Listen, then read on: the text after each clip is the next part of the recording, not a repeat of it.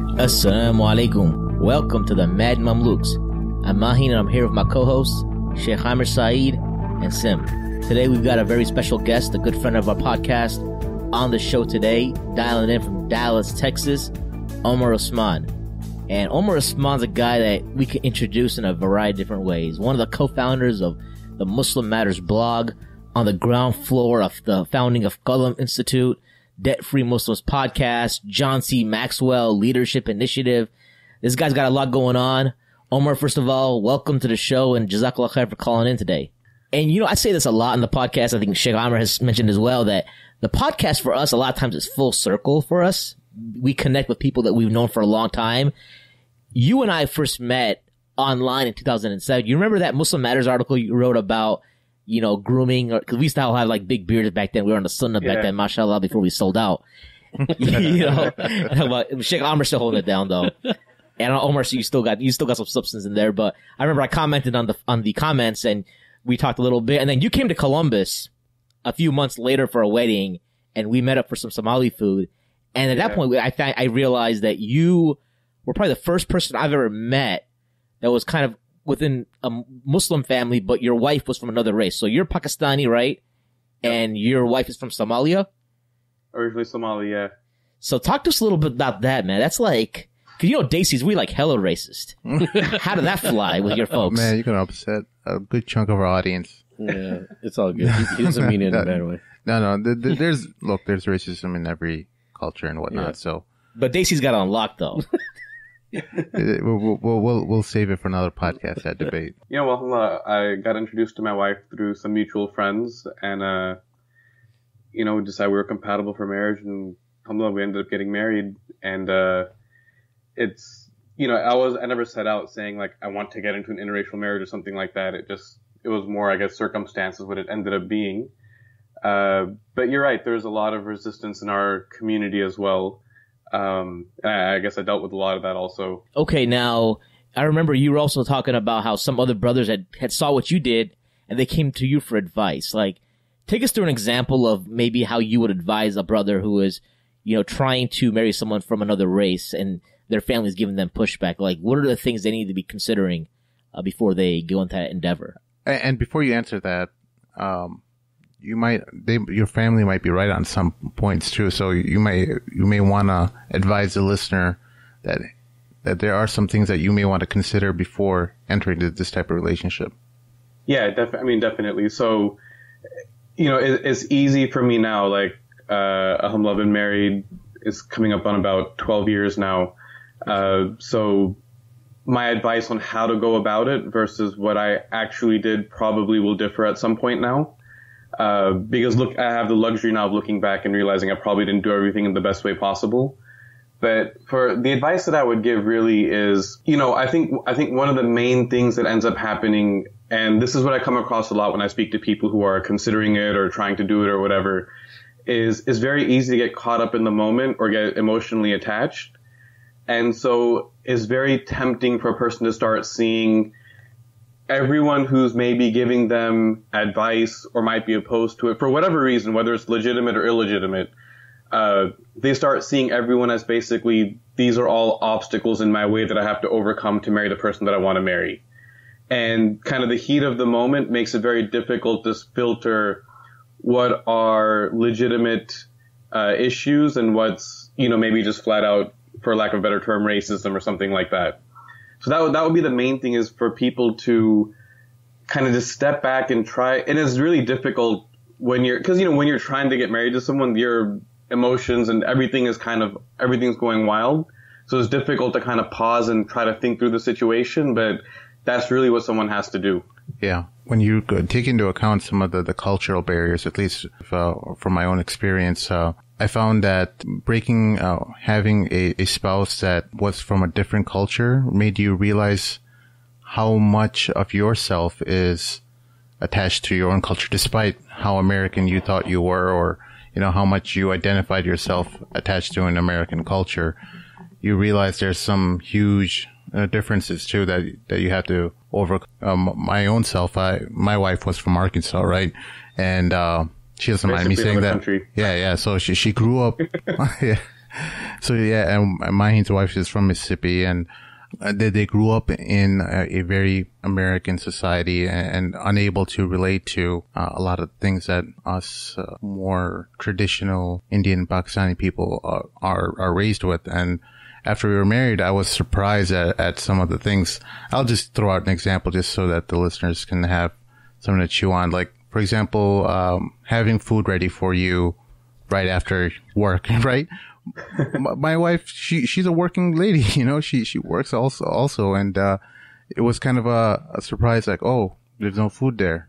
Okay, well, my mom always made food, you know, so it's that traditional. She always made food for her dad, for my dad, you know, so these are kind of things that you realize, well, you know, you kind of have to do some critical analysis and kind of step back and think well, where is this coming from? Where are these expectations coming from? And then once you get past that, I think you can overcome a lot of other hurdles that kind of enter that relationship. Well, was there any of that with you? Yeah, definitely. I mean, I one thing that I learned was, when we get married and have kids, like 99% of the time, we're not going through any kind of extensive training or classes, right?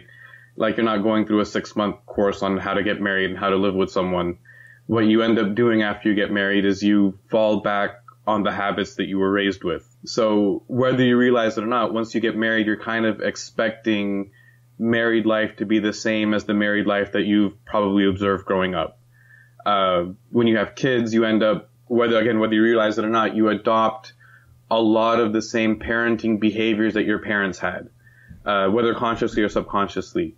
And so that was one of the things where, there was a lot of things that were, there's a lot of things that were similar, but there were some things that were different, some things that I wasn't used to. I think, 2 things that worked in my favor that made it easy to adapt one was that I got married when I was young. So I got married right when I turned 23. So I wasn't used to living on my own. I wasn't very set in my ways or anything like that. And the other was that shortly after we got married, my wife and I moved to another city where neither one of us had any family or relatives. So those 2 things kind of put together, it forced us to figure out a way to work together and kind of make everything work smoothly. With that, going back to the whole racial dynamics, a lot of Sim kind of alluded too, that we have our own cultural preferences, right? Where do you think, what's the fine line between outright racism versus that's just a preference? That's like, hey, I prefer to marry somebody within, my own culture. Maybe Sheikh Amr can allude. I think it was some of the ulama in the past, right? They actually stipulated. Imam Shafi, right?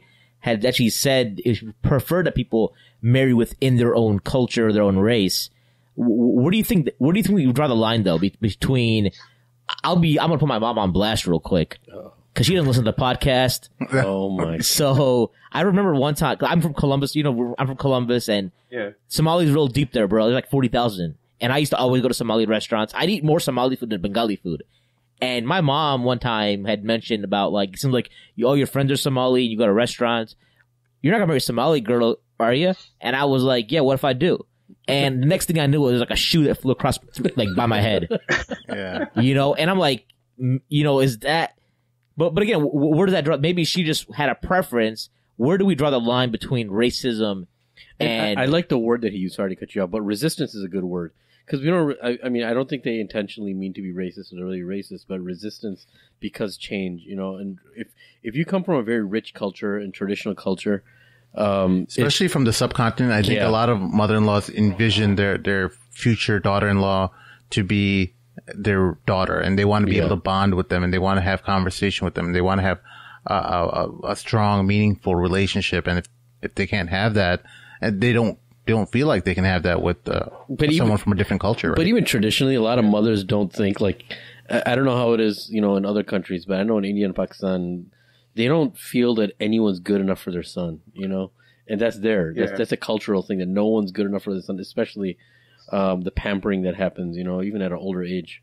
But anyways, so where's the fine line, as Mahin was asking? There's a couple of things here. So when we talk about culture, so this is something that's really interesting, and I think it might possibly be uniquely kind of a first generation type of problem, is that our parents were raised and grew up in a certain culture, and we were raised in a distinctly different culture. And so when I look at, I think cultural fit is important. That's definitely an issue. But the way that I looked at it was I had much more in common with a Muslim sister that's grown up here, even if she's from a different race. I had more in common with her than I would with, say, someone that, was born and raised and lived their whole life in Pakistan and then moved here to get married to me. I think I might actually have a tougher time adapting and making that work from a cultural point of view. So that's one thing that to me is how we understand culture is one of those where a lot of times we have more in common with people, although ethnically we might be different. Now, that doesn't mean that it's completely a non-issue or that ethnicity doesn't play a role. It definitely does. But that's where you have to just kind of see how malleable both of you are, what things are important. I think for a lot of people, if there's an understanding that kind of the deen or faith or religion takes precedence over the cultural rituals, then that makes sense. That makes it easier to work with. But if someone, their bottom line is their cultural heritage above everything else, then you're going to start running into problems. And the thing with the parents is there's a lot of resistance, and a lot of it gets labeled racism, and look, a lot of it is, but there's also a significant amount that's coming just from a place of maybe it's fear, just like they're afraid, like they don't know what to expect from someone that's not from the same ethnicity as them, or it's just kind of just the unknown, like they're not sure how to handle it or how to deal with it. And their reaction to that fear sometimes gets labeled as racism. And that's one of the things that causes conflicts is people aren't able to understand where there's legitimate concern and how to allay those properly. Okay, so to wrap this point up, now you've been married 12 years. How have things changed for you and your family and your parents, your in-laws, etc.? Is everything cool? And, do people, is there a certain threshold that, after you pass a certain point of time, everything's all good? Like, what's the situation like there? I think the threshold is once you have grandkids, everything's all good. Yeah, that's awesome. Cool. That, because then they don't care about you, they don't care about your spouse. Like, you guys are irrelevant at that point. Yeah. Excellent. That's a beautiful No, but alhamdulillah, everything's smooth. I think, the main things really is if people are making an effort to try to get along and treat each other like in a respectful manner, and make compromises where appropriate. Like, I'll give you something that it's going to sound really, really trivial. But for whatever reason, this ends up being like a huge deal in interracial marriages, right? So let's take like the walima ceremony or something. And one side of the family is saying like, we want so-and-so to wear our traditional dress. Now, there's two ways of looking at it. So one can be kind of like, okay, let me make an effort to, try to compromise, try to work with them, take the route of like kindness and building the relationship. And another is to say, oh no, I'm not going to give in now, because if I give in, I'm setting a bad precedent where I'm going to have to listen to whatever they have to say for the rest of my life. And it's those little types of things where in like the grand scheme of things, no one really cares what you wore that one day for a couple of hours. But sometimes those just go a long way in building a stronger relationship. Gotcha. No, okay. So now that we've talked about the interracial marriage, let's segue back to Muslim What was the vision behind MuslimMatters? Where were you when this all started? Were you like one of the first people, or how did that all develop? I know everyone knows Ahmad Sheikh was one of the guys on the ground. You had your own blog, I think ibnabiomar.blogspot.com, right? Or something like that. And then it kind of... I had a blog called Lota Enterprises. Lota? That was you? SubhanAllah, I had no idea that was him. Oh yeah, that's right. Well, right, you're more inspirational than I thought you were to me, sir. But anyway, continue. So I'd gone through a couple of iterations of blogging, but at that time I was living in Atlanta, and what had happened was I took Yasser Qadhi's class on the names and attributes of Allah, and because it was the first time he taught it, I went and posted my notes online. And, the other thing you understand is like back then blogging was like a major thing. And so there were blog networks and everyone followed each other's blogs. You had all the RSS feeders so everyone was all into that stuff. And, Ahmad Sheikh, he had his own blog at the time, he reached out to me saying that he had seen my notes, he showed it to Sheikh Yasser, and they were interested in me partnering up with them on this group blog idea that they had. So the next time Sheikh Yasser was in Atlanta to teach a class, I got to sit and talk with him. But the gist of it basically was he had wanted to start a website that would be a home base for him to post articles, but he didn't want to have a site that was just him. Because now keep in mind, this is like 2007. So at that time, for someone like him, he was wrestling with, if I have a website called yasserqadi.com, it's going to be like really pretentious. And it's going to look really weird. Because at that time, like, that was a discussion. Now nobody cares. Like, that's not a big deal at all. But then the idea was, let me have like a group thing where there's multiple perspectives, multiple points of view. So it was like 4 or 5 people. We all, got together and got it started up as a group blog. I see. So like you were in the get-go. What do you like now, I'll be honest with you. Sim and I and Sheikh Amr were talking a few weeks ago about MuslimMatters. And we thought it got pretty irrelevant. But then like this article just blew up about like CVE, the countering violent extremism post. You know what I'm talking about? Yeah. That just popped up. Like, how do you guys how do you respond to that? Do you think blogging has become irrelevant now? Do you think maybe, for example, podcasting might be the new medium, or is there something else happening right now? What's going on right now? What can we learn from the evolution of MuslimMatters and where we are today? Yeah, I mean, you got to keep in mind, like, MuslimMatters is now, started in 2007, so we're looking at, 8, almost 9 years now. So there's people in college that were, like, in middle school when it started, which is really scary to think about. But, a lot of these things evolve. So whether it's blogging, podcasting, YouTube, video, there's an evolution to all of it. I don't know that I would say irrelevant, but it's just, it takes on different flavors and different audiences. Omar, I noticed there's a lot of ADD with all of our knowledge these days. It's everything needs to be quick. People don't want to read anything. They want to listen to stuff on their drive to work. And the art of just reading itself seems like it's getting lost. People just want to read a little Facebook post by their favorite scholar and boom, move on, or a little snippet from Mufti Bank or whatever, and then, okay, cool, I got that, and I'm moving on towards the rest of my day, Do you feel like that's a great point, actually. So, before, the way that blogging would work was you subscribed to a blog, right, and it was almost like you waited to see what they had to say, like, the next day. Yeah. Or like what their new article was going to be, and you would consume that information. And then now, like you're saying now, because there's so much content creation, you're eliminating things and ignoring things more than you are actively seeking out something to consume. Yeah. Yeah. And just one of our debates internally is with the Mad Mamluks is how long we should keep a podcast, or how long should we record for.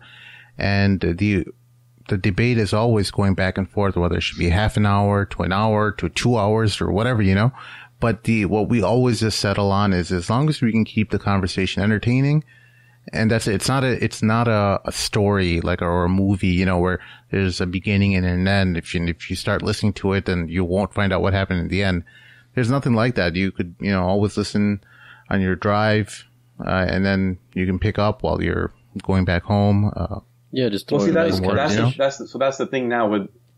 See, when we say that there's so much content available, so there's 2 ways of looking at it. So one is that it creates a problem where there's too much choice. And so I can now approach that by either trying to follow all the rules and try to get as many followers as I can.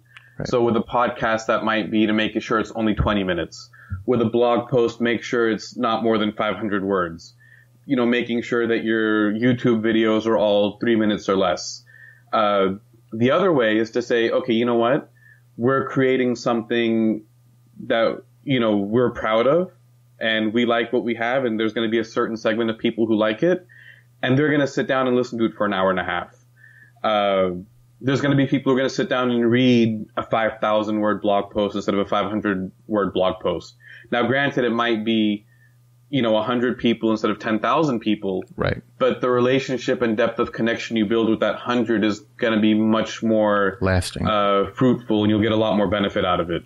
Absolutely. That's one of the main things that we kind of settle on after all this debate, that you have to make things, as long as it's good. You're not making an article or a blog as long for the sake of making it long, or a podcast a certain length for whatever reason, but you have to make it interesting, and you have to make people, you have to keep their attention and make sure that you're affecting the people you want to be affected by it, right? You have a message for a certain group of audience who will listen to the entirety of the message, and then they'll also kind of ingest it and kind of let it cook in their head, for a while. Those are the people who really benefit from any type of knowledge, whether or whatever medium it's from, whether it's podcast or YouTube or whatever, And I think, you know what it is? I think it's, we always mention the Vine culture. I think it's the Vine culture that kind of makes us up our game, and anyone, not just us, but any podcaster, anyone that's, a media outlet, because it's so 6 seconds, 7 seconds, and, and the attention spans are so short. Yeah. That makes everyone else up their game. They have to. You know what? I haven't reached out to these people yet, but I want to talk to you about what you thought about that MVSLIM, Muslim, it's spelled like with a V instead. But they're kind of doing some stuff that is very new. It's more in line with a lot of the media that's being kind of ingested through Facebook and whatnot, with like 10 posts a day, and a lot of articles about stuff that's hip and very relevant to young kids. That's the kind of people we're kind of competing against, because I don't know about MuslimMatters, but I do know, because I know you guys try to keep it relevant to younger audiences. But that is a challenge, though, isn't it, Omar? That you're trying to make things that are Islamic hip, It's strange. And at the same time, you risk being ostracized by your base for trying to be, or you could be blamed for being too liberal at the same time. Yeah. Like, you're trying to embrace, for example, if you do a movie review, and you can be blamed for embracing Hollywood, for example, right? Yeah. So it's always a double-edged sword in this. Yeah, I wrote an article about Breaking Bad that I got a lot of that kind of feedback on. Oh, man. Perfect. Oh. Yeah, tell us about that. What kind of feedback did you get? So I was actually on MuslimMatters. There was an article about, it was basically like Islamic lessons from, not Islamic, but like lessons for Muslim from Breaking Bad. I had to look at it to see even what I had put in there, but, a lot of it was just, why are you talking about this, and why even bring this up, and blah, blah, blah. And, the thing is, it's that type of being relevant in that way is like really tricky. Yeah. I wrote the article only because I was a fan of the show and I was actively watching it. Like, I had a couple of friends, we were all keeping up with it. And like, we were just literally actually watching it. And afterward, I was like, man, there's a couple of observations I had, like, I'd like to just write it down and get that out. Versus, trying to find some cool hip pop culture thing and then try to piggyback off of it to look like you're relevant. One thing I'm sorry to cut you off. I want to add on to that is, I think people have to understand, when somebody has a mindset and their paradigm is very Islamically pushed, everything they see, they're going to derive some type of principle that's related to Islam from it. Exactly. That's just the way it is. So if you're watching The Walking Dead, if you're watching Breaking Bad, whatever it is, your mind automatically is, alhamdulillah, it's a blessing for your mind to be hardwired Islamically now. Is that you see everything in that lens, and you derive things, and you start seeing things that you wouldn't imagine that may be completely un-Islamic or may not be related to Islam, but it's actually doing something to raise your iman. Right. And, and if you're not in that mindset, people can't understand that. It's not like if we are that way, we're better than anybody else. We're probably worse than anybody else, but our minds just work that way now. And I know what you mean. There's so many, when I was watching some episodes of Breaking Bad, the first thing, there's certain principles, and my mind would just be thinking about Islamic concepts. And I'm like, wow, this is why Islam makes so much sense because of this.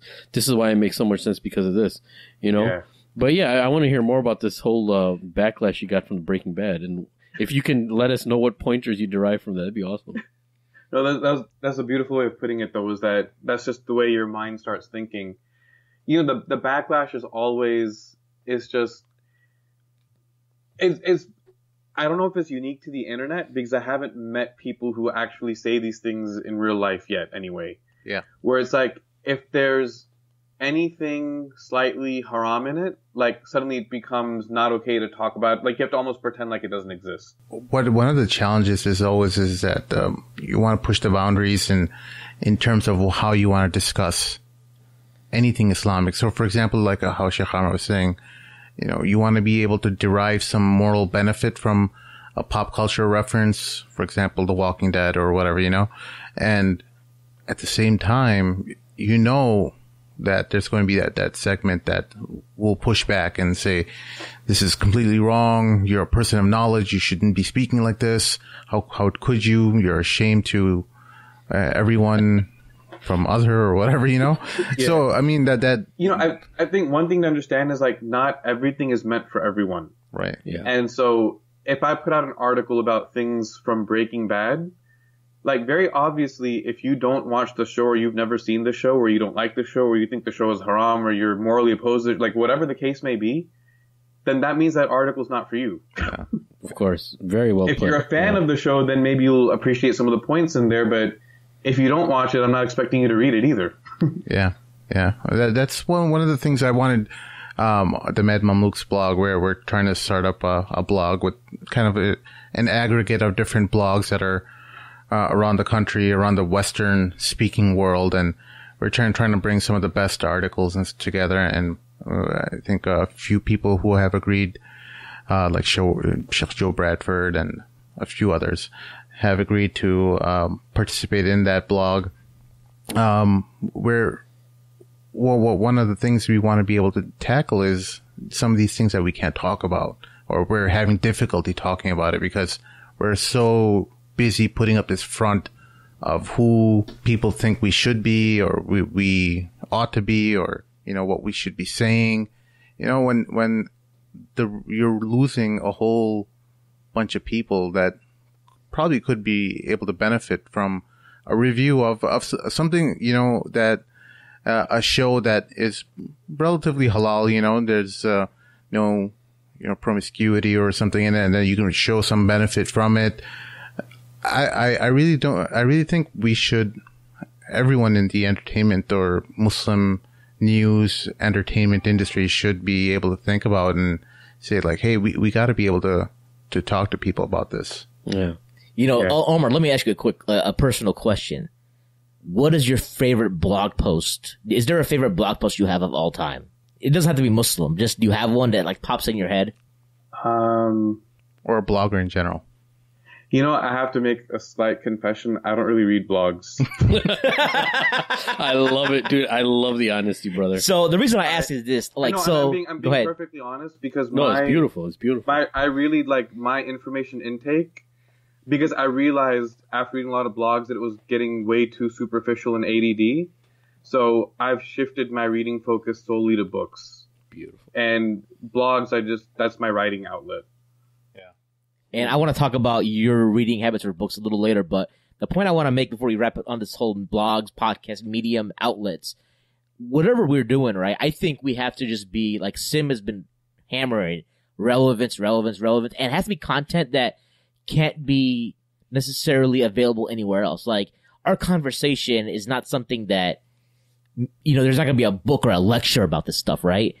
One of the issues that I think that I saw with MuslimMatters, that a lot of the articles were like the benefits of Laylatul Qadr, for example, right? I'm like, bro, I can go listen to a lecture by Sheikh Yasser Qadi, for example, rather than some random blogger who told me the same thing. By the way, this is his opinion. I love I love not the all blog.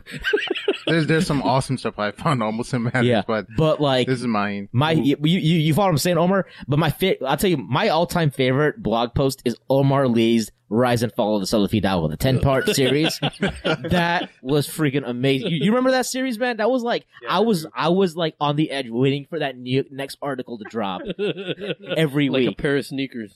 Yeah, and now we can't find it anymore either. Like, it's not up anymore for some reason. So if we can find it. I'll tell you one thing though.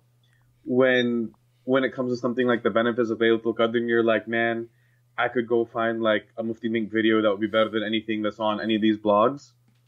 You got to realize you're like the 0.1% of people who's objectively assessing all the Laylatul Qadr content out there and finding the best. Yeah. And you also have to take into mind that there's a young generation that's also growing up.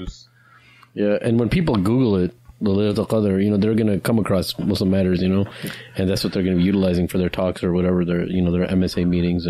But Omar, you've always done a good job though in your blog post. Like we talked about grooming and like I think one time, did you have a post about the lota, using the lota once, like istinja and stuff? I think you did.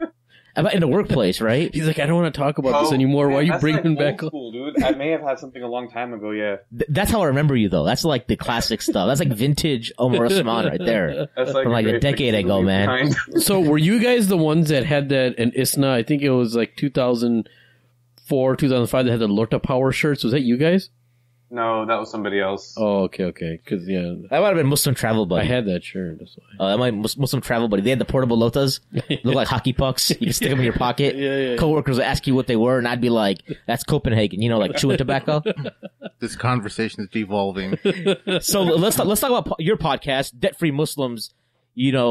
That's a pretty specialized niche there. Omar, I heard every single episode of Debt Free Muslims. I really enjoyed it. Are you guys going to start that up, or huh? Are you guys? I think he just released a new episode, right? Yeah, we just put out a new episode 2 weeks ago, and we've got another one coming out this week. That's awesome. What's the overarching theme? It's just let the listeners know about a little bit more about that podcast.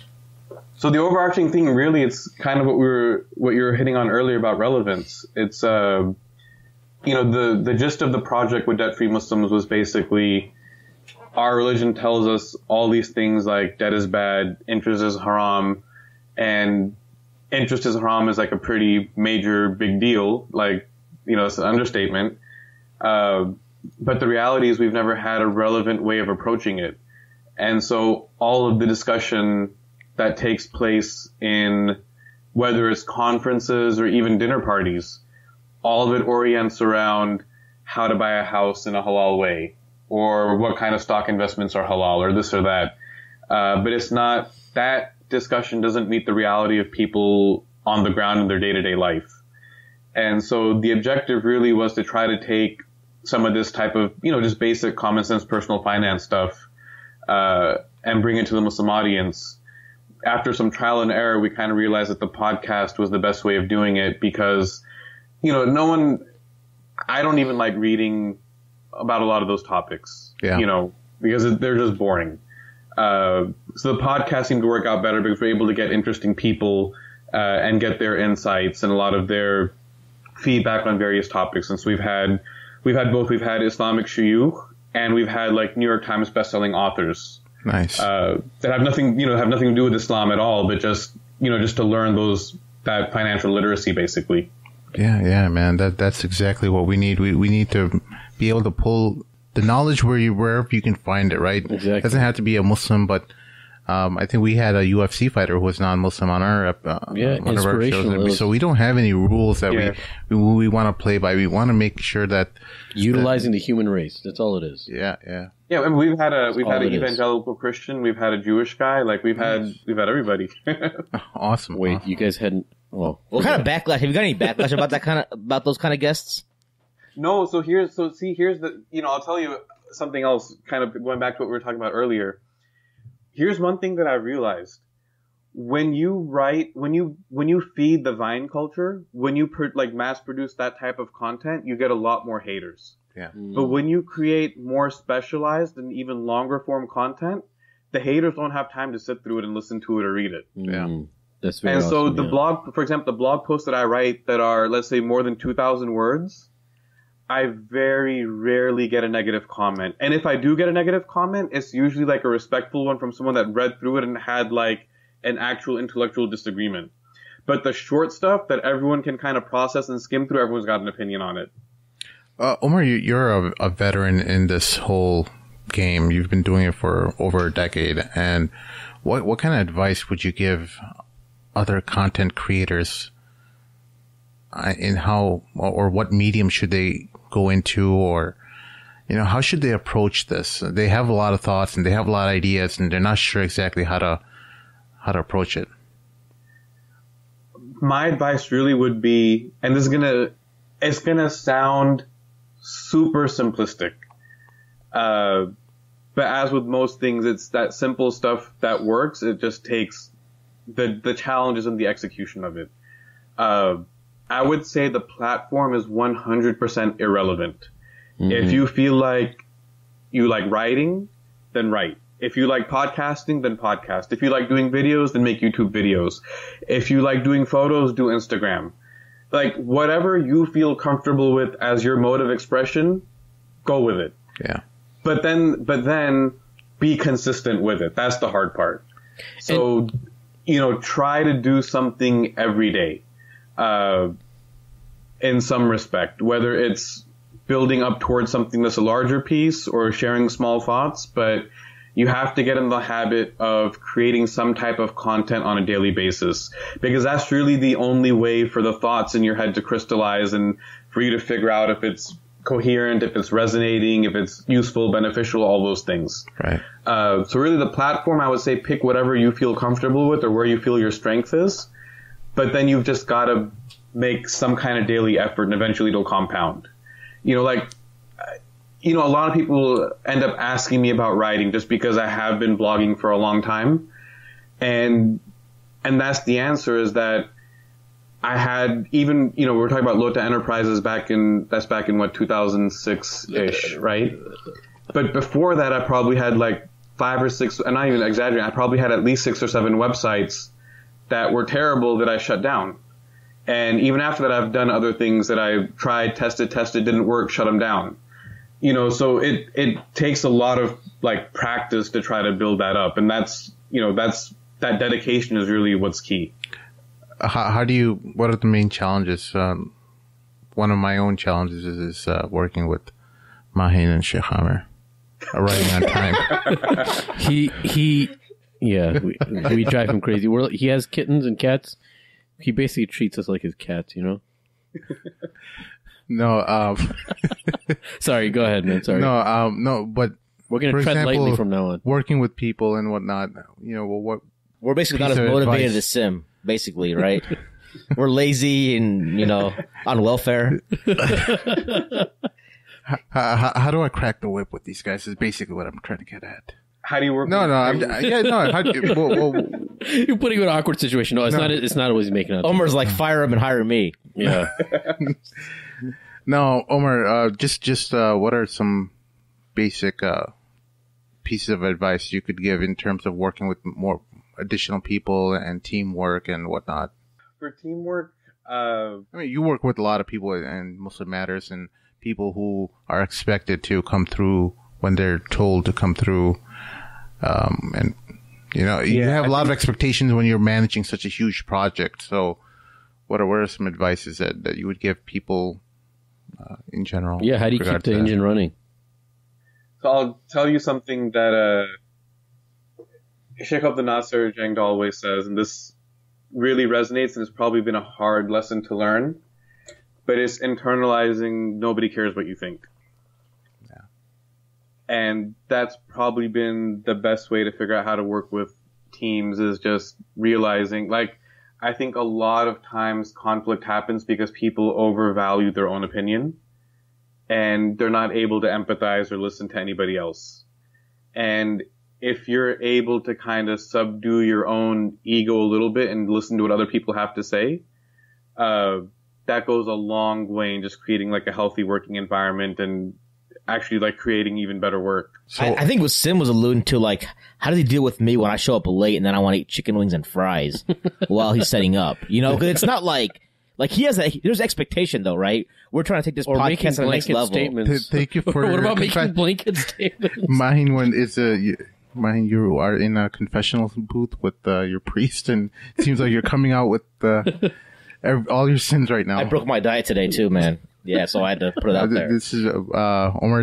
And for the listeners who don't know what's going on, is Mahin came late, and after he came late to this podcast, he started eating food while we were setting up, and we're just looking at him. Don't mind. And then halfway into his food, he's like, "Hey, you guys want some food?" And I really didn't want that. I wanted them to say no too. Omar Usman, you're gonna like this the most, and we're just gonna go off on a tangent, goofiness. I hope you don't mind, brother Omar. You're gonna love this one. He looked at him right in the eyes and he said, "If what you're doing is true, I would tread lightly." And then everything went. And then we started the podcast. And then I went to the bathroom. There's like 4 cats in there staring at me. I'm not even kidding, man. There's like 4 kittens in the bathroom staring at me. See, not only do I run a podcast, but I'm also a humanitarian. No, man, it was just my wife loves kittens, so we took some in for a few weeks, and then we're gonna give them away. But where are we headed with this podcast? No, it was like there's a expected level of like. You know, we've got a pretty good team here, right? I would say, but then, like me, for example, like I was not punctual, right?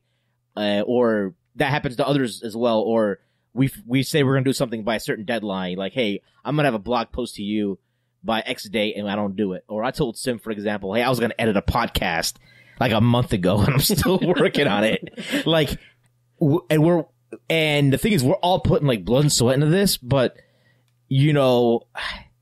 The challenge is like we have life, we have work. 40-hour work weeks, at least minimum 40-hour work weeks. Because this is all hobby. You have to understand that right now we just do this. You know, it's a hobby. Yeah, I'm in the exact same boat. I know exactly what you're saying. That is the main challenge. That just juggling your 40-hour work week, and then even during my work, I'm like, at my lunchtime, I'm like, you know, thinking about new things I could do, and you know, reaching out to. Emailing people, web developers and stuff like that, and, you know, tying up loose ends, and then come home, take care of the kids, and then, you know, you have like maybe an hour or 2 at night to actually finally sit down and pay attention back. I think, Omar Usman, let me give you a little bit of a background, and this is our session. You're counseling us right now, whether you like it or not, okay? All right. Are you ready? Sure. Okay, so you have to know a little bit about Sim, first of all. Sim, he's mashallah, he's the talent scout and the maestro behind all this. He does all the editing. So he has a pretty high stress job. So, I don't know, per episode, you probably spend like 3 to 5 hours editing. No. About a couple hours, maybe. Couple hours. Okay. You know, so, and then at the same time, he's always thinking of new content and new stuff like that, you know. So he does all the editing. He takes care of all the equipment stuff. All the equipment is in his man cave, which we are doing the podcast out of right now. So he takes care of the hardware and the software issues, and then making sure that, you know, setting up, you know, we have a calendar and all that stuff. You know, we have that professionalism there too, alhamdulillah.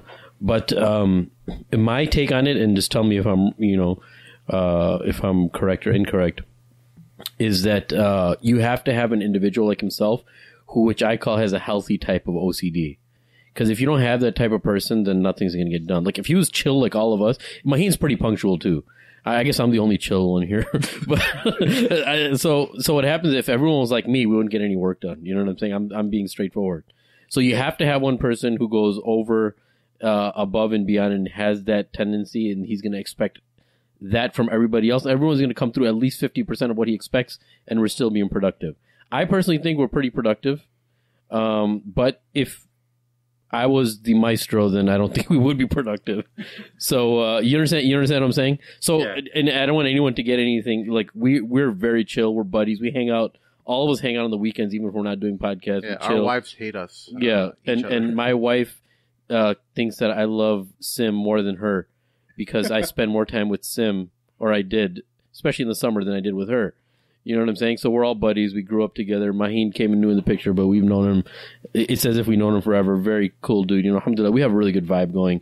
We never, alhamdulillah, get into fights or anything like that and like shut the door in each other's faces, you know, and close the door or anything like that. But, so that's our situation. You know, Omar, and the way you measure your success these days is based on followers and downloads and whatnot, and you're kind of just obsessed about it, right?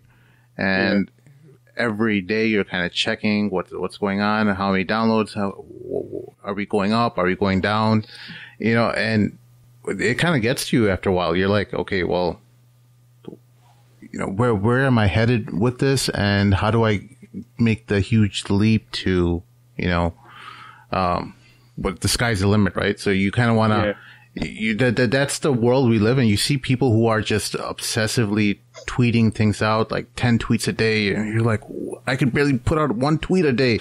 Yeah. And I'm trying to think of like what I really want, something really profound I want to talk about, and then before I put my fingers to the keyboard, Mufti Menk comes out with that same quote that was in my head, and I'm screaming. I want to slam that keyboard down. Mufti Menk. We love Mufti Menk, by the way. I love him, but there's a couple of thoughts that I had. So when it comes to kind of that teamwork dynamic, Sheikh, I think you're absolutely right. There has to be one person who's driving it, and I think that's the case. It's the case with every organization, whether it's a large company with like 1,000 employees or if it's a small, volunteer thing with like 2 or 3 people. The reality is that not everyone is going to be wired the same way with that same drive. But as long as there's one person who's driving it and staying on top of it, even if you're getting 50, 60, 70% of where you ideally want to be, like, yeah, there's obviously you have to be self-critical and improve and all of those things. But when it comes to, especially when we're doing this work kind of on the side, where we're not able to make it a full-time focus, I think one thing that's very important, especially with Islamic projects, and this is something that I don't think we talk about enough as a community, is having a little bit erring on the side of self-compassion rather than self-criticism. Because when we're doing these things, like, look, we've been joking about it. Everyone already hates on everything you put out. No matter what you produce, there's going to be haters for it. The thing that we tend to end up doing is we pile onto that hate by also turning into haters ourselves. Like, oh, I missed this deadline and I messed that up and I screwed this up and I didn't get as many of this out that I wanted to, or I only wrote 1 post this month instead of 3 posts this month, or, whatever the case may be. We need to be a little bit more lenient with ourselves sometimes and just be like, look, as long as we're trending in the right direction, like, inshallah, things will work out. Yeah. That's one part of it. Now, the other part of it, was what you brought up with, kind of what we're chasing with, you need more likes, more followers, more downloads. And this is something that I've really been reflecting on a lot lately, the more that I've been kind of delving into this quote unquote thick of social media thing, which is how we're really defining these metrics for ourselves and what they mean. And one thing that I've concluded for myself was just kind of an understanding of, I don't want to chase those types of numbers anymore. And so one thing that I've done personally is the one way that I'm trying to do this, I've consolidated my writing into one website and one email list. And now I don't even really check the stats for like how many shares it got or how many hits it got. Like, obviously you have to track those things to have like a big picture thing.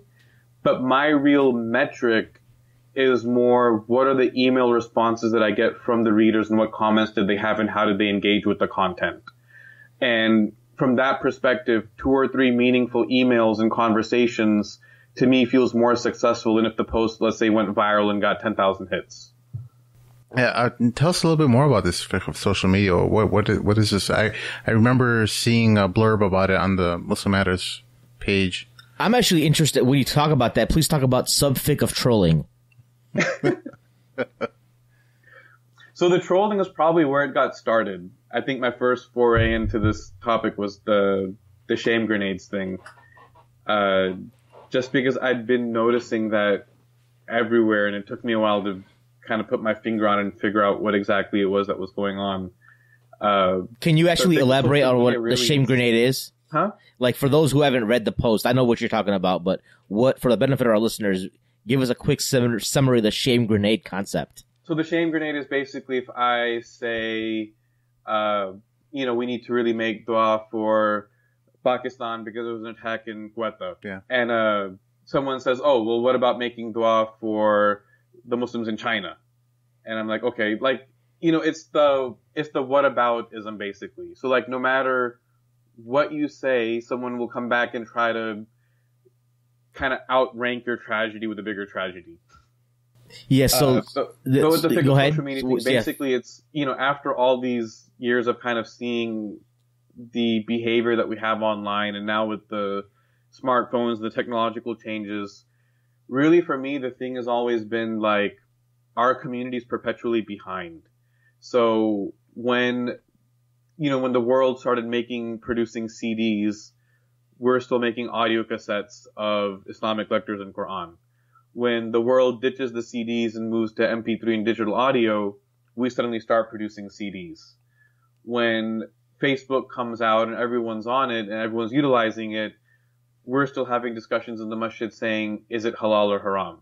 Right. Not that that's an irrelevant question, but at a certain point, like, if a large number of people are on it, you need to figure out how to deal with it as opposed to trying to go against the grain and get everyone off of it, which is much more difficult to do. So for me, the thing was, look, these changes are inevitable, and our religion is, supposed to stand the test of time. Yeah. So rather than being 2 steps behind everybody else, why not lead the discussion and say, here are the principles in our religion that teach us how to handle the changes that are coming with technology, how it's affecting things like our cognition, our ADD, the information we consume, the relationships that we have, our spirituality, what trade-offs are we making without realizing it? So a lot of these questions that I think are really important, and they're not unique to the Muslim community. These are things that everyone's talking about, but I feel that our faith gives us an advantage in those discussions, but we don't utilize it enough. Now, our scholars have, because when you say fiqh of social media, people are going to be like, okay, well, Omar Usman, man, who the heck are you? How are you going to talk about fiqh? You're not a mufti. But you're connected with ulama. Are they talking about it? Let's take troll. I want to talk about trolling, for example. Trolling is a thing that's very near and dear to me. The other day, I'll be real. I don't know when we're going to release the show, but Ohio State, that's my team. That's my school. We just lost to Penn State. And people started blowing me up. People who aren't even fans of college football. Don't you mean the Ohio State? The Ohio State University. Yeah, we lost to Penn State. And the night, inshallah, we'll be okay. We'll be in the national championship hunt still.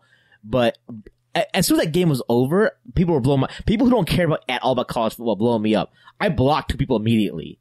And then it was just trolling back and forth, and I blocked people, and then I had to shame grenade them somehow, or I did some other stuff too that I can't mention on this podcast. What are the rulings of that? For example, right now the Cubs are in the World Series, right? If I wanted to be a punk, I'm a Mariners fan. I don't really, and I'm kind of a Sox fan, but I don't have this hatred for the Cubs. Some Sox fans are diehards. If I came in here and was like, hey, Sim, the Cubs suck, they're going to go down, yada, yada, yada, why even waste your time? If you wanted to classify that, Sheikh Amr can chime in. What's the fatwa on trolling? Can you chime in since we're talking about it now? I don't know if there's a specific fatwa on trolling, but I know making certain statements to cause attention, to cause discomfort to somebody else is looked down upon in Islam. You know what I'm saying? That's the kind of trolling. It's different if your friend is trolling, you understand that? But some people actually troll, to actually get a rise out of people or just to gain some more popularity, which is something that's definitely looked down upon. Some people have, reputations as trolls. My boy Milo Yiannopoulos? That's my boy, right? Boy. But he's a professional. He gets paid for trolling, please do not dude. Look this person up. But anyways, go ahead. He gets paid for trolling. Yeah, I know. It's like a career path now. A viable career a type path. Of entertainment. But that's let's say you took with the Sheikh Ahmed Tahir Rayyan back in Azhar, and he, or Darul Ifta. What would he say about that? You think he would just say it's makruh, or it depends on the situation? I wouldn't know, to be honest. We should get him on the show and talk about it. We should have a roundtable discussion about that for sure. But it would be very alien to them that people cause, say certain jokes or discomfort just to get popularity. It's just a weird tradition to be a part of. Well, the trolling that's on YouTube videos is more shocking to me than anything. It's just the amount of venom that you see from people that you would have just normally walked by, or you might be one of your coworkers. It can be anybody. Yeah, but the anonymity of the internet kind of gives them that confidence that it's almost like a superpower where they can say whatever they want and they just walk away with it. And I don't know how long that's going to last, because I feel like more of these social media outlets are kind of corralling everyone back into an identity. Everyone has to have an identity in order to be part of whatever. If you want to sync your Facebook page to your media player on your TV, right? So I think as time moves forward, a lot of this stuff is kind of going by the wayside. What do you think? You know, Omar? there's see, like Maheen, a lot of the things that you're describing is you know, it might be classified as joking around between friends, right?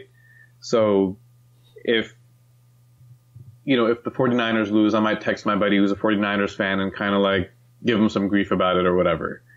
And likewise, like if the Rockets lose, he might come and give me a hard time. Like there's joking around between friends, but then there's like what Sim was saying, like there's the really venomous, anonymous stuff that happens online. And these are really things where when you look at our tradition, like we should be out in front of it. Like I'm actually reading a book right now that was written, there's literally a lady wrote a PhD thesis about trolling. And like its origins and its different ways and like, you know, how people do it and its effects and all of that. So this is like an area of study even at that level of academics, and people are struggling with how to deal with it. And I was in like Sheikh Amr can probably add a lot more to this, but if we look at even the basics in our deen, a lot of these are like adab questions. What's the proper adab of speaking to someone? What's the proper adab of joking around with someone? There's one hadith that I came across when I was, you know, trying to do some research for this, and there's actually a hadith where the Prophet sallallahu alaihi wasallam said that there's going to come a time where like the liar will be regarded as honest, and the honest person will be seen as a liar, and there will be people, and I think the Arabic word, correct me if I'm wrong, was the ruwaybida will speak out. Ruwaybida, yeah, and he clarified that these are basically like ignorant people who meddle into the affairs of people. Yeah, and understanding of that is those individuals also assume, you know, some type of power or legitimacy too, you know. And I think you actually have a writing about that, about people who are, I was just going through that article yesterday about people who aren't deserving of responsibility, or people who are very arrogant end up being the people who are responsible for groups and efforts or something like that. I think it was something to that extent. But I mean, those are one of the signs of the end of times, right? People are given the reins of, you know, whether it's a country or initiatives, and they're not fit to do so, you know? Yeah, I mean, Donald Trump is like the ultimate troll. I mean, literally. Yeah. Maheen is a Republican. He actually likes Donald Trump. I actually like his hair. I'm a big fan of his hair. When I go to my barber, let me get that Trump coiffed orange look. You know what I mean, with a comb over special. Omar, it would be remiss as we move off social media. Qalam Institute is something that's, you know, doing really well right now in Dallas and even nationally. You hear about Qalam Hajj and Qalam Umrah. Very inspirational. Yes. You know, I remember I heard about Qalam Seminary or something. But again, you were involved. But before we talk about that, I'm going to put you on a spot here.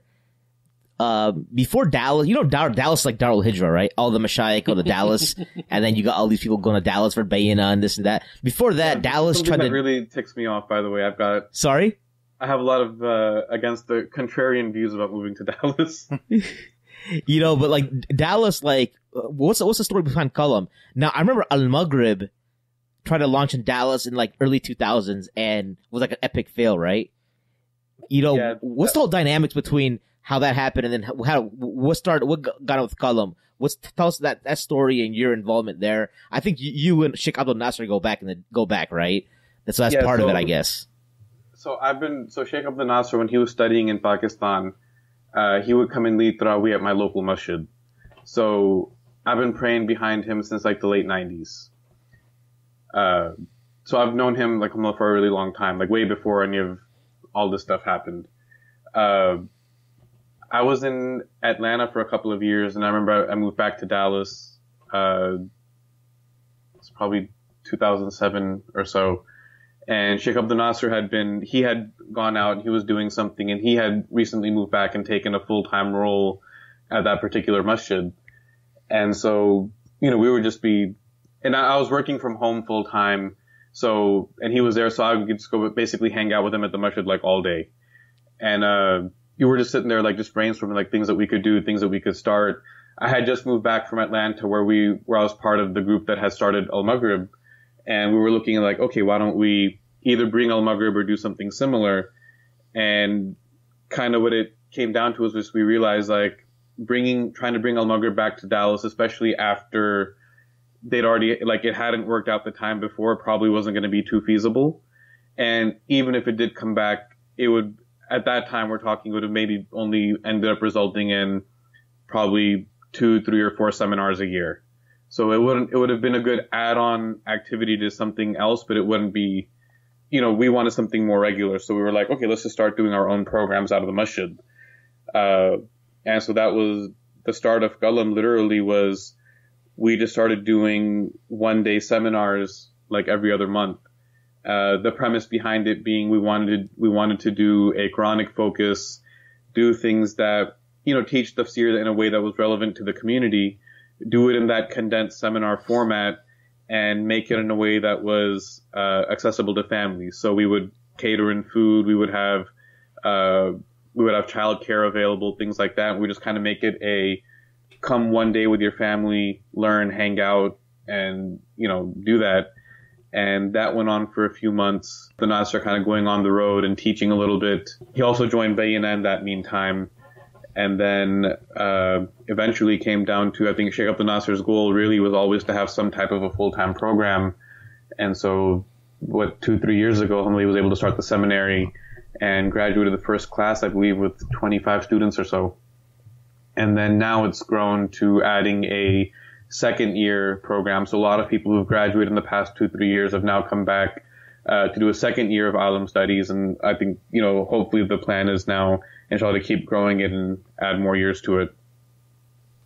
That's an amazing idea that you guys had in the one-day training classes, because as we were talking about with that ADD culture that we have, kind of being able to not have too much of a commitment to any type of curriculum or, long-term learning, but having a one-day class where you could be well informed about whatever subject, right?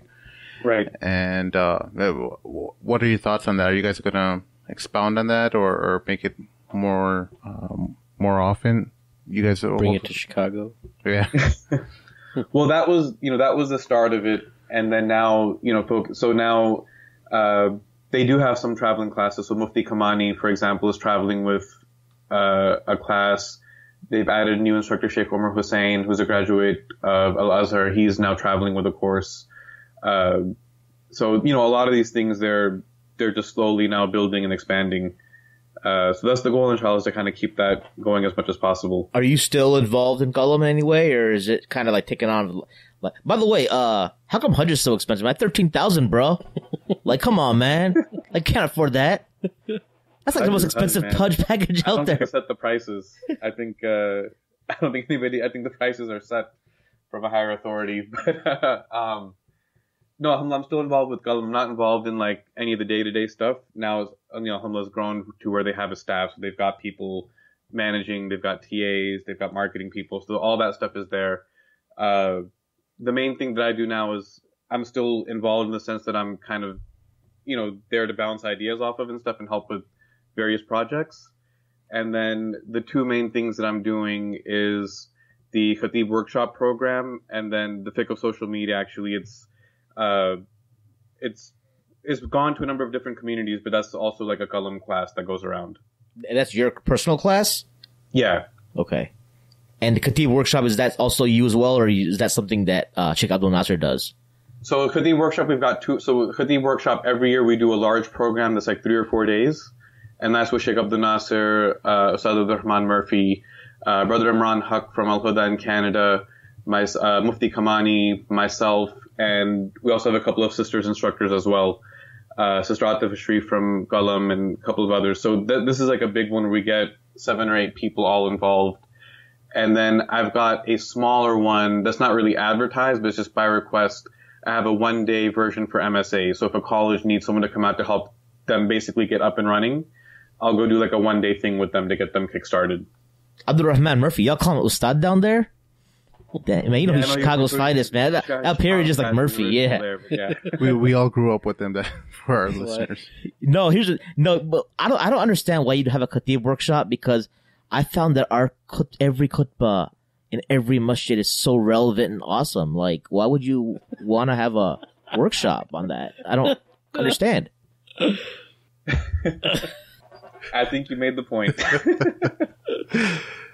There you go. That means the job's been done, okay? All right. Maheen? Yeah, before we got a lot of stuff that we've covered, alhamdulillah, with you. I want you to talk about John C. Maxwell leadership. Mujahid Fletcher was on our podcast during Isna weekend. He spoke about it. We name dropped you just to get some more Facebook likes. Our anonymous polygamist also dropped that name, John C. Maxwell. So let's have our listeners know who John C. Maxwell is in that whole program. I posted on the Anonymous Polygamist Facebook page saying I'm enjoying your podcast, and he deleted it right away. I did my leadership certification with the John Maxwell team last year. This is something, that I've been interested in for a long time. I think, I think there's a lot of guys, I guess you could say maybe like a lot of the old school Al-Maghrib guys where we got introduced to this whole, there's business philosophies, there's a professional way of doing things that helps Islamic organizations, because, if right now, 2016, there's kind of an assumption that things are done properly. Like, you have nice looking flyers, you have well organized courses, think there's a certain level of quality that we sort of expect. And some people listening are like, no, we have like terrible stuff. It's not as terrible as it was 15, 20 years ago, where there was zero effort put into anything. And so that was one of the things like back then that really sparked me, was like, okay, there's a way to really improve a lot of the things, a lot of the work that's going on. And so that's when I just started trying to read and study that stuff as much as possible. And then one of, actually it's the same brother, Adnan Jalali, that I think, pushed Mujahid to take it, is the same one that pushed me to take the certification as well. And so I ended up doing that last year. Now, you're involved also with Productive Muslim, right? Muhammad Faris, who was a previous guest on the show. And then, and along those lines, there's Productive Muslim. I don't know if they're still around, but Muhammad Sharif had the whole Discover You Life. And I remember what Muhammad Sharif used to do was like study all these, non-Muslim leadership gurus or psychological gurus, etc., and then like give it to a Muslim audience. But wouldn't it just be better if we just went to them direct? Like, it sounds like you're just going to John C. Maxwell directly, or, and I know you also referenced like Ryan. I'm a big fan of Ryan Holiday, by the way. And that's probably where you got your book habit from too. Cause that dude is just knows how to like plow through books.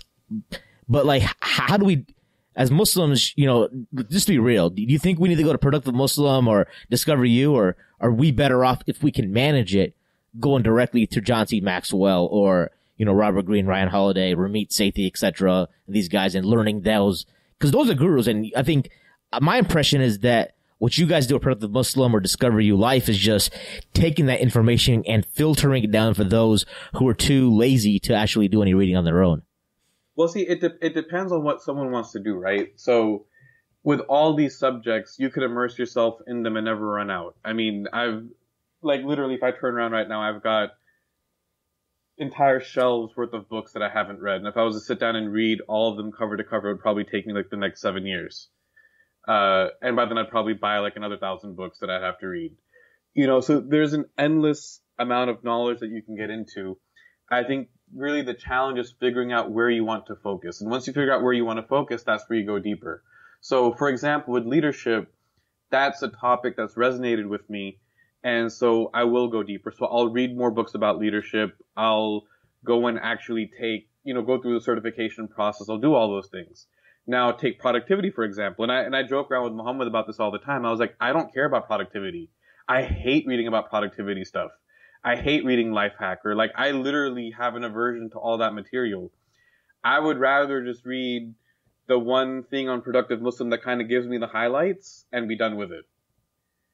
So it comes down to where is your focus and what subjects are interesting you. And that's why really it's never a one or the other. There's room for all of those things to exist. Because, I think with all of these things, anyone that's a content creator, every content creator has a unique perspective, right? Your unique perspective is a mix of your personal experiences, your relationships, like your family, your circle of friends, and then also the information that you consume. So the books that I read, the lectures I listen to, combined with the experiences that I've had, that I'm looking at a lens, that gives me a lens that I look through, that gives me a unique perspective, and that's going to shape the takeaways that I have from something, right? That's going to shape when I watch Breaking Bad, I'm going to come away with certain things that someone else might not. And by the same token, that applies to everyone. Everyone's got their own unique take on something. So for me, there's room for all of them. It's just a matter of you have to decide for yourself what it is that you want to consciously consume and go into more detail on. I see. So what are the last 3 books you've read, or including the one you're currently reading? So right now I'm reading The Obstacle is the Way by Ryan Holiday. I'm about halfway through it. I just finished reading The Subtle Art of Not Giving a Bleep. That's the actual name of the book. It's asterisk on the cover. And I don't know the book that I finished reading before that. I'm usually in the middle of like 5 or 6 books at a time, so I have to look and see what the last book I read was. MashaAllah, that's impressive, man. And my last question to you is this: did you watch that Tony Robbins documentary on Netflix? Yeah, I don't know, I did. with the whole what's that called, Date with Destiny? Yeah. What are your thoughts on that? It's a little out there. I mean, it's cool. I was thinking maybe my wife and I should go to this one day if we can afford it, but. Wait, who is Tony Robbins? And I don't know. Anthony Robbins. Omar, why don't you introduce him real quick? Tony Robbins is, I guess you could say he's basically the godfather of personal development, life coaching, performance coaching, CEO he's that guy. Yeah. But he's basically he's the guy that people like Bill Clinton and Oprah have on speed dial for advice. Yeah. So basically, and same for our listeners out there. If you have Netflix, there's it's Tony Robbins documentary that they put out where they follow it's a behind the scenes look at one of his seminars. It's called I Am Not Your Guru. Right. And it's a lot. And Tony Robbins, he's known for doing some things really to challenge your fears and break out of your barriers. And I think, doesn't he do something where he walks on coals or something like that? Yeah. I don't know if he does it or he makes his people do it. And just his approach to every person is very different, but I just wanted to get your thoughts on that, and because that doesn't look very systematic. Do I gotta go to a course? Where John C. Maxwell is okay, I can go read the book or read some of his books and get a pretty good understanding of the benefit. Whereas Tony's more of a mindset thing, right? Okay, so for me, I think what you're getting at is I think it's important to understand that there's always a distinction between the knowledge of something and being a practitioner of something. Exactly. So with Tony Robbins, there's a lot of you could go and, read a bunch of stuff and kind of know that. But I think the reason that his stuff works is because he's been a practitioner for such a long time. And that's the thing that impressed me most about the documentary was really more how he was able to create a connection with someone and drill down through into what the problem with that person actually is. There's an example. There was a young lady who said something like, my goal in life is to be happy and I'm struggling with my diet or something. And it turned out that she had a very deep personal family issue that was actually causing some problems in her life, but it was something that he identified in less than 2 minutes. But that comes from just being experienced at it. Something like leadership, I would really say, is the same thing. One thing that's really interesting, one book that I was reading, the author is a business professor at Stanford, and he was pointing out how the dirty secret of Harvard Business School or something like that, where you've got these top-notch MBA graduates, is that they don't last more than 2 years in a real job after school. And it's not because they're unqualified or incompetent. Obviously these guys are the best of the best. They're graduates of the most prestigious business programs. The disconnect was when they entered quote unquote real life, they weren't able to reconcile. We learned everything is supposed to be a certain way, and then they walk into the workplace and not a single thing is being done that way. and they weren't able to deal with the divergence of those two. So I think, a lot of it is, things like leadership is good to study all of them, but that's why I say, like, the unique perspective comes from experience. You have to have some level of being a practitioner of it to really, like, crystallize and learn the lessons from it. Gotcha. Well, Omar, I think we have covered a ton of material. You're like a true Renaissance man. It's been fun, and we'd love to have you on again. If there's, I think there's a lot of material we haven't covered on the show, but we're going on an hour and a half. Is there anything you want to talk about real quick before? And how can people reach out to you? You mentioned your website, www.ibnabiomar.com. Yeah. Where else can they, you're on Snapchat, right? Twitter's the easiest way. So Twitter at Ibn Abi Umar, or if they go to ibnabiomar.com and sign up on the email list, they can email me through there or tweet at me. That's the two easiest ways to get in touch with me. Cool. Yeah, Sheikh Amr, I was telling him before the show, I showed him the picture of those Air Force Ones you sent me like a couple weeks ago. I was like, yo, Amar's a sneakerhead. Sheikh Amr's a sneakerhead too. He's all about the... No, I'm a wannabe. I'm not as... He's like the Ultra Boost, I had to return those Air Force Ones, man. My kids were hating on them too much. Really? Kids were hating on them. So I swapped them out for something else. What'd you get? I got some Saucony 91s. Okay. Do you call them Saucony down? Is it a Dallas thing? I call them Saucony. I don't know. I've always it's probably a lingo thing. No, it's all good though. But we gotta have a separate show just talk about clothes and stuff, like we should clothes have another and show just about sneakers. I am down for that. How about we just do that tomorrow? No doubt. Awesome. All right, Omar, Jazakallah khair again for coming on. For our special guest, Omar Usman, for Sheikh Amr Saeed, for Sim, this is Maheen signing off for the Mad Mamluks. Assalamu alaikum.